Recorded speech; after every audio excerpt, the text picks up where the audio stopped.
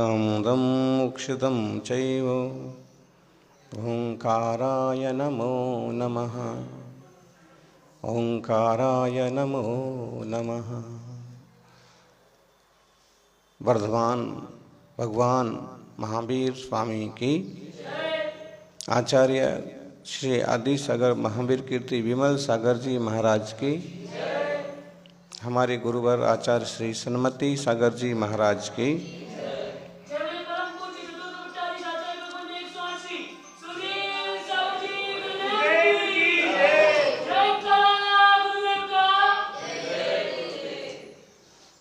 जिंदगी में समझ और समय दोनों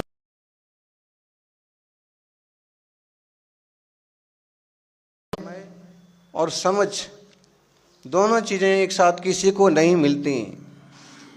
जिस पर परमात्मा का विशेष आशीर्वाद होता है उसी को मिलते हैं।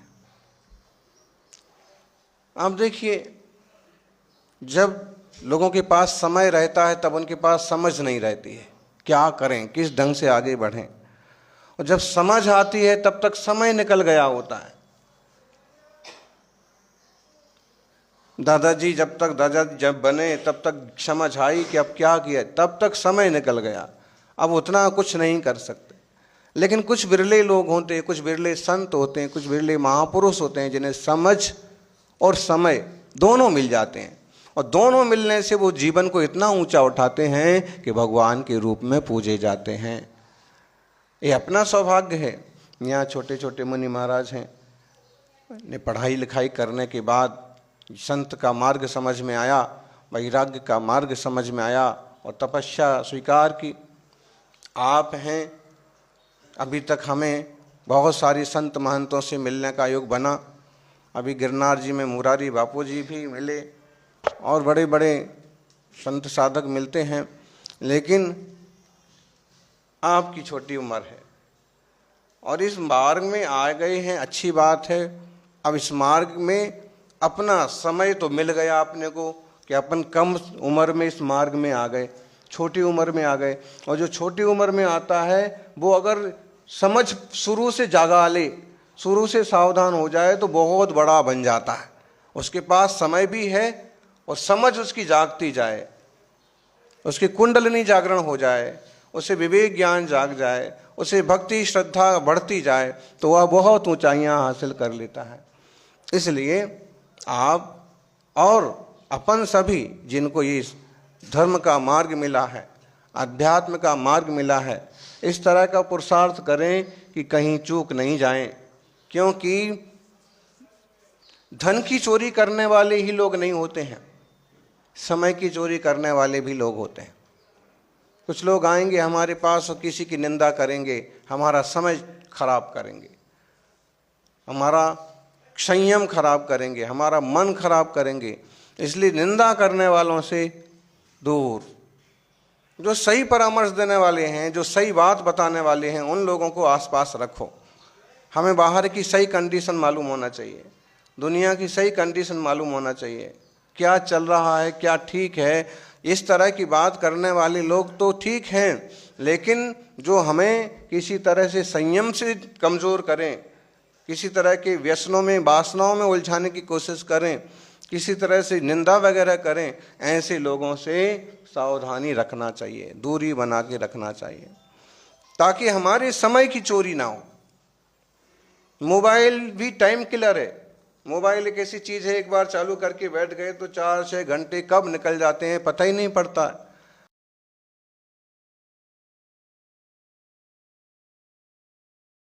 आधुनिक यंत्र, इसलिए इनका जितना उपयोग कम करें उतना अच्छा।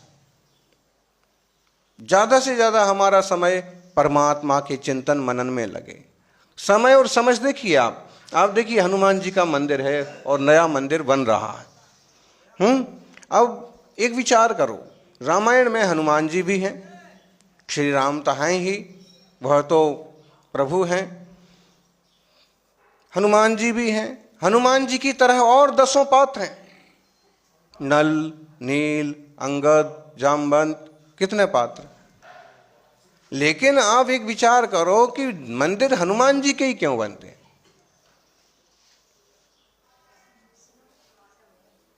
उनका श्री राम के प्रति श्रद्धा भक्ति समर्पण था, वो ठीक है, और का भी था, बहुत लोगों का था। विभीषण ने भी पूरा समर्पण कर दिया था। तो इसके अलावा और क्या कारण है? एक मुख्य कारण, समय मिला और समय को झेल लिया, अवसर मिला और अवसर को झेल लिया। जैसे हमें अवसर मिला और हम साधना के मार्ग में आ गए, गुरु ने आदेश दिया, उस आदेश को स्वीकार कर लिया। हनुमान जी के संबंध में हम इसको इस कथा के माध्यम से समझें कि जब सीता जी को रावण अपहरण करके ले गया, पूरी रामायण जो है एक भारतीय संस्कृति की आचार विचार मर्यादाओं का दिग्दर्शन है। इसके माध्यम से हम समझ सकते हैं कि इंसान को कैसे जीना चाहिए, इंसान का व्यवहार कैसे होना चाहिए, इंसान का आचरण कैसे होना चाहिए, इंसान को किस तरह की मर्यादाओं का पालन करना चाहिए। बिना मर्यादाओं के, देखो मर्यादा इतना बड़ा होने के बाद भी समुद्र अपनी मर्यादा नहीं छोड़ता है।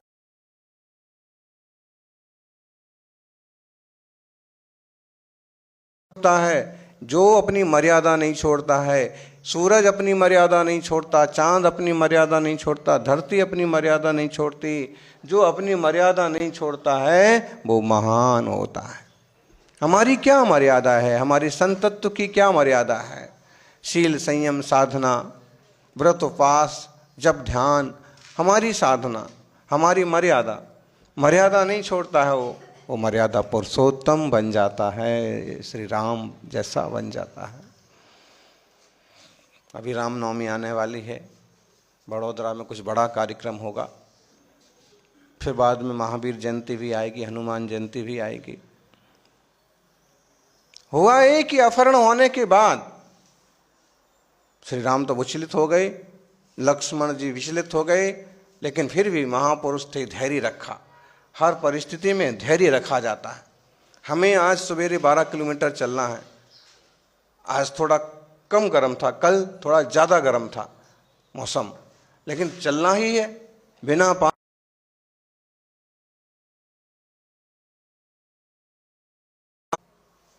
मुंह सूखे प्यास लगे, धैर्य रखेंगे तो काम होता है। बिना धैर्य के कुछ नहीं होता है। धीरे धीरे रे मना, धीरे सब कुछ होए, माली सींचे 100 घड़ा, ऋतु आए फल होए। धीरे धीरे धीरे धीरे। हम चाहेंगे अब भी मंदिर बन जाए, एक दिन में बन जाए, ऐसे नहीं बनता है जी। बनता है, धीरे धीरे बनता है। और जब बनता है, जितनी मजबूती से, जितने धीरे से बनता है, उतनी ज़्यादा समय तक खड़ा रहता है। हम चाहें एक ही दिन में हमें लोग जान जाएं, एक ही दिन में हम फेमस हो जाएं, एक ही दिन में हमारे पास मुख्यमंत्री प्रधानमंत्री सब आ जाएं, ऐसे नहीं होता है। आप अपनी साधना, अपनी मर्यादा के रास्ते चलो, फिर योग बनते जाएंगे, सारी चीजें होती जाएंगी।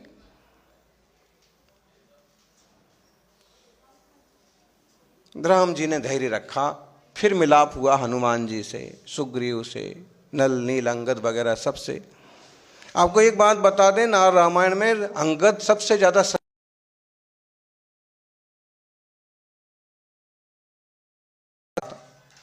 नल नील भी कोई कमजोर नहीं है। फिर सबके इतना मजबूत और अच्छे समर्पित होने के बाद भी हनुमान जी के मंदिर क्यों बनाए गए? मूल कारण समझें।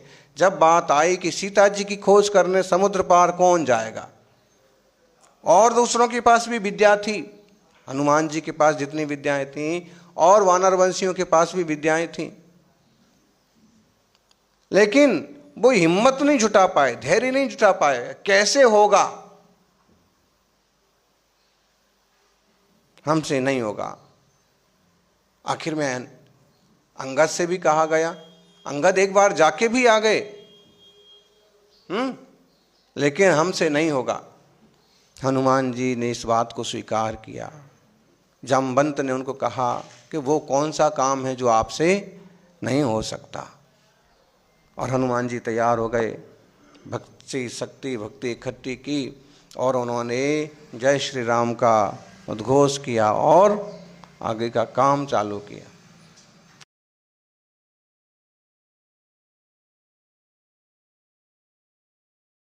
सर्विस करो, चाहे दुकान करो, चाहे जॉब करो, कहीं भी आपको शुरुआत तो परमात्मा का नाम लेकर के एक अच्छे काम की शुरुआत कर दो, कुछ ना कुछ सफलता। देखो, पहला कदम रखते ही आधी सफलता निश्चित हो जाती है। First impression is last impression. पहली सीढ़ी, पहला कदम आपका कैसा रखा गया है। चौराहे पर एक सज्जन ने पूछा कि बड़ोदरा का रास्ता यही है। वहां खड़े एक बुजुर्ग ने कहा, हाँ यही रास्ता। यहाँ से अमुक गांव कितनी दूर है? उन्होंने कहा, यहाँ से अमुक गांव जो है वह समझ लो ये नानी मोलड़ी। मेलड़ी तो देवी जी का एक नाम है, लेकिन यहाँ पर मोलड़ी। अब उन्होंने कहा समझ लो कि कितनी दूर है? बोले 12 किलोमीटर दूर है। तो मैं कितनी देर में पहुंच जाऊं?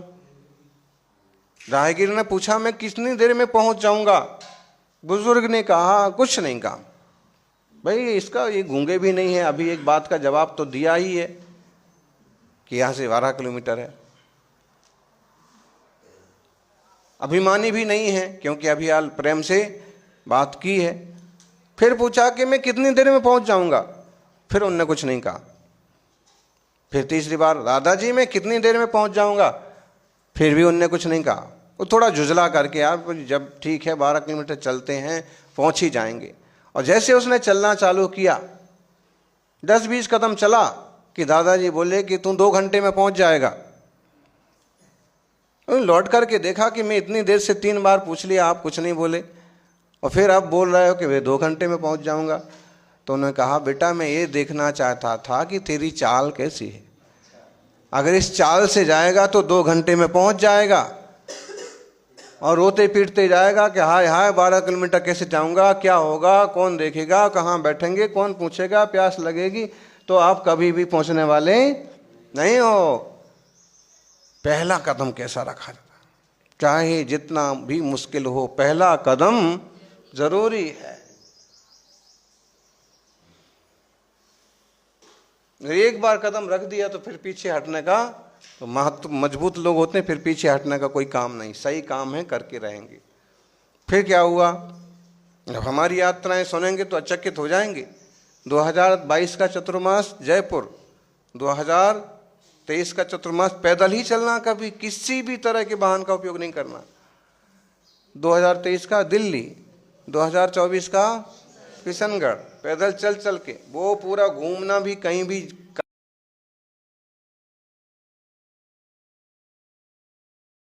मंत्रण दिया वहां भी जाना। तो फिर 25 का गुजरात यूनिवर्सिटी अहमदाबाद, फिर तब वहां से भावनगर घोघा, वहां से जूनागढ़ पालीताना, फिर जूनागढ़ से राजकोट, राजकोट से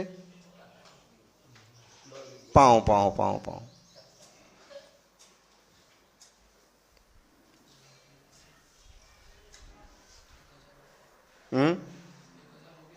अभी भी 1000 किलोमीटर हो गया होगा पैदल पैदल। लेकिन जब निश्चय कर लिया ऊंची उड़ान का, कद देखना बेकार है फिर आसमान का। जब ऊंचा उड़ना है तो आसमान क्या देखते हो, उड़ो। जब स्पेस मिला है, समय मिला है, बुद्धि मिली है, गुरुओं का आशीर्वाद है, तो करो, कोशिश करो। हनुमान जी ने एक उड़ान भरी और पहुंच गए। हर चीज में फिर आगे हो गए, हर चीज का नेतृत्व लेते रहे, और अवसर मिला, अवसर का लाभ उठाया। इसलिए आज पूरे देश में राम से भी ज्यादा हनुमान जी के मंदिर हैं। किस लिए? अवसर का, सही अवसर पर सही काम किया। अवसर को समझना, समय को समझना, समय का सदुपयोग करना। मौका तो औरों को भी दिया जा रहा था, लेकिन वो झेल नहीं पाए ना।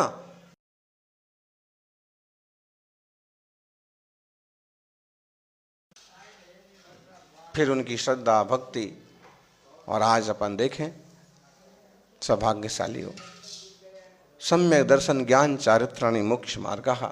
सच्ची श्रद्धा, सच्चा ज्ञान, सच्चा चरित्र होता है तो इंसान मोक्ष तक पहुंच जाता है, संसार में भी उसका सम्मान होता है। तो ये सही मार्ग पर अपन चलते रहें। यहाँ पर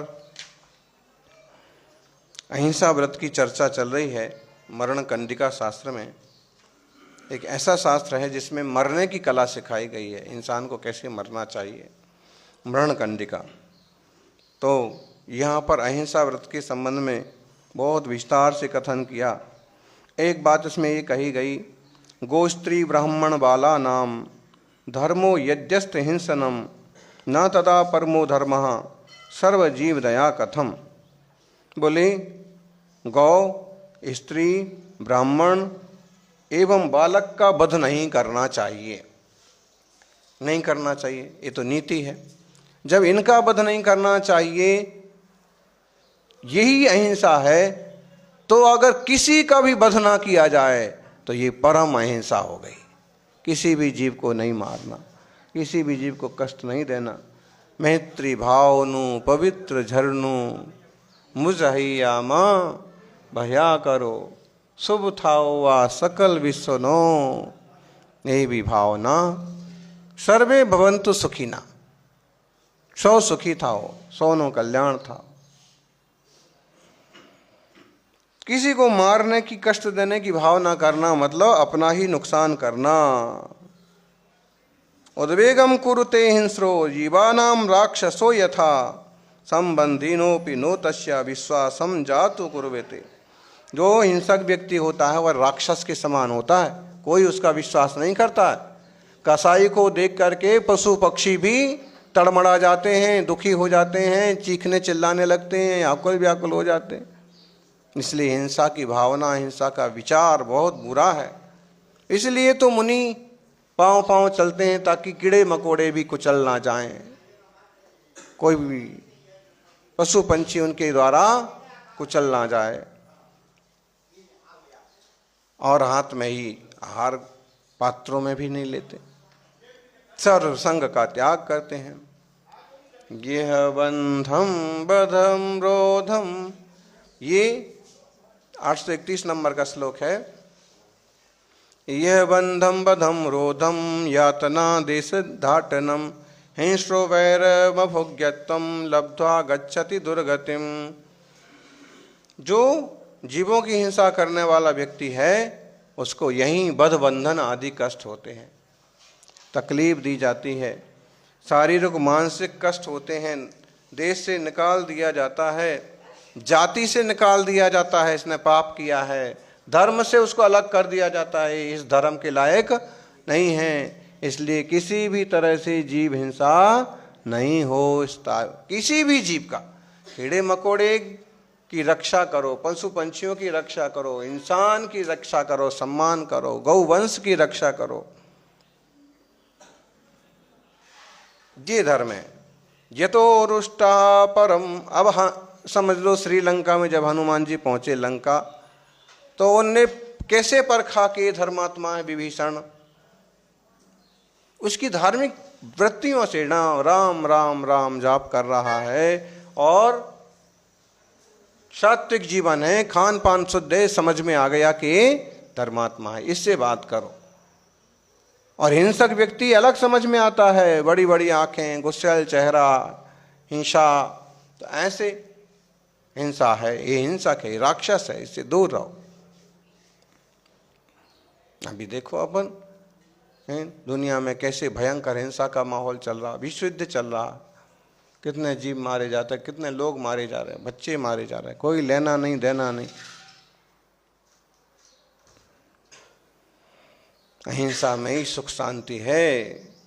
यतो रुष्टा परम हत्वा काले न म्रियते स्वयं हतस्त्रो ततो नास्ति विशेषस्तम क्षणम बिना। क्रोधित होकर जो मनुष्य दूसरों को मारता है, समय आ जाने पर वह स्वयं किसी एक दिन मरण को प्राप्त होता ही है। मरते तो सब हैं, आतंकवादी दूसरे को भले मार देते हैं लेकिन खुद भी तो मरते ही हैं। लाभ क्या हुआ? जीते रहते, भक्ति करते, भजन करते, लोगों का उपकार करते। कल हम लोग जब परसों राजकोट से निकल रहे थे तो सारे पदाधिकारी बालाश्रम वाले हमें अनाथालय में लेके गए। महाराज जी आप पधारो, आपके चरण लग जाएंगे। तो 160 साल पुरानी संस्था है, महाराजा जो राजकोट के थे उन्होंने स्थापित कराई होगी। तो उसके ट्रस्टी हम लोगों को वहाँ जाके देखा कि छोटे छोटे बच्चे माने छोड़ देते लोग, तो वो लोग छोटे छोटे बच्चे 15 दिन के बच्चे, 20 दिन के बच्चे, 40 दिन के बच्चे, अनेक माताएं उनको झुला रही थीं वहाँ, अनेक लड़कियाँ कन्याएं ज़्यादा। हमने उन लोगों को कहा कि सच में देखा जाए तो सबसे बड़ा इंसानियत का काम तो आप लोग कर रहे हैं। वृद्धाश्रम, अनाथालय, छोटे छोटे बच्चे जिनका मतलब जिनकी आंखें ही ठीक से नहीं खुल पाई। तो एक तरफ तो हमारे यहाँ ऐसे दयालु लोग हैं कि जो इस तरह की व्यवस्था और सेवा करते हैं, दूसरी तरफ देखो कैसे राक्षस लोग भी दुनिया में चलते फिरते आदमी को मार देंगे, चलते फिरते जानवर को। अरे भाई ये तरीका है? दया धर्म का मूल है, पाप मूल अभिमान, तुलसी दया न छोड़िए जब तक घट में प्राण। दया धर्म का पालन करना, ऐसी यह यहाँ पर चर्चा है। किसी को मारना, किसी को कष्ट देना बिल्कुल भी ठीक नहीं। दुख देना, हम दूसरे को दुख देंगे तो हमें भी दुख मिलेगा। दूसरा, आत्मा तो शाश्वत है। गुरु जी समझ लो समाधिस्थ हो गए, स्वर्गस्थ हो गए, तो आत्मा थोड़ी खत्म हो गई। आत्मा स्वर्ग में चली गई, देव बन गई होगी, देवता पर्याय मिल गई। ऐसे किसी